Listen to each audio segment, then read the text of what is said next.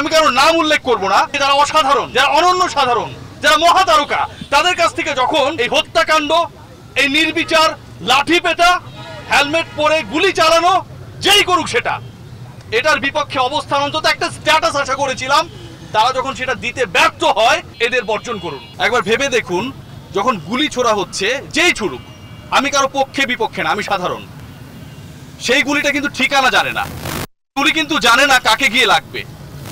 ছোট শিশুর গুলি লাগে, মাথা দিয়ে সে মৃত্যুবরণ করে। ঘুমন্ত বাচ্চাটা শেষ পর্যন্ত যে কোটা আন্দোলন কিংবা এই সরকার, ছাত্র, দাবি দাবা, বিক্ষোভ, অন্যায় কোনো কিছুই জানে না, পৃথিবীর আলো দেখার আগেই ঠিকঠাক ভাবে সে মারা যাচ্ছে, কোনোভাবে অ্যাকসেপ্টেবল না। এই যে মৃত্যু, গতকাল উত্তরা 11 নম্বর সেক্টরে, যেই করুক সেটা, 3 নম্বর রোডে আমাদের এক সহকর্মী কিছুক্ষণ পর পর স্ট্যাটাস দিচ্ছিলেন রক্ষা করার জন্য, তাদেরকে যেন সেভ করা হয়। জীবনের যে ভয়, জীবনের যে আতঙ্ক, স্বাধীন বাংলাদেশে যখন একজন মানুষ, সে যেই দলের হোক, যেই মতের হোক, যেই আদর্শের হোক, যখন এরকম একটা সিচুয়েশন তৈরি হয় এবং সেখান থেকে বাঁচার জন্য সোশ্যাল প্ল্যাটফর্মে আকুতি জানায়, এর থেকে দুঃখজনক কোনো কিছু হতে পারে না। এই সিচুয়েশনটা বন্ধ হোক, এই সিচুয়েশন যারা করছে তাদের মুখোশ উন্মোচন করা হোক, সে যেই দলের হোক। আমরা এই সিচুয়েশন থেকে মুক্তি চাই। আজকে আমরা এখানটায় দাঁড়িয়েছি কেন?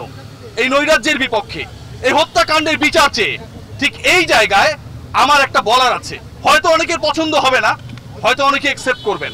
সেটা হচ্ছে, আজকে আমরা অনেক ক্ষেত্রে, আমি কারো নাম উল্লেখ করব না, যাদের কাছ থেকে, আমরা তো সাধারণ, যাদের কাছ থেকে, যারা অসাধারণ, যারা অনন্য সাধারণ, যারা মহাতারকা, তাদের কাছ থেকে যখন এই হত্যাকাণ্ড, এই নির্বিচার লাঠি পেটা, হেলমেট পরে গুলি চালানো, যেই করুক সেটা, এটার বিপক্ষে অবস্থান, অন্তত একটা স্ট্যাটাস আশা করেছিলাম, তারা যখন সেটা দিতে ব্যর্থ হয়, ঠিক তখন আমরা, আপনারা, যদি কেউ আমাকে এই মুহূর্তে শোনার সুযোগ থাকে, পরবর্তীতে শোনার সুযোগ থাকে, এদের বর্জন করুন। বাংলাদেশটাকে যারা ধারণ করে না, তাদের বর্জন করুন। আমরাও যেন শপথ নেই আজকে থেকে, ক্রীড়া সাংবাদিক, আমি সহ আমরা সবাই, যে আমরা এই চাটুকারিতা বন্ধ করবো।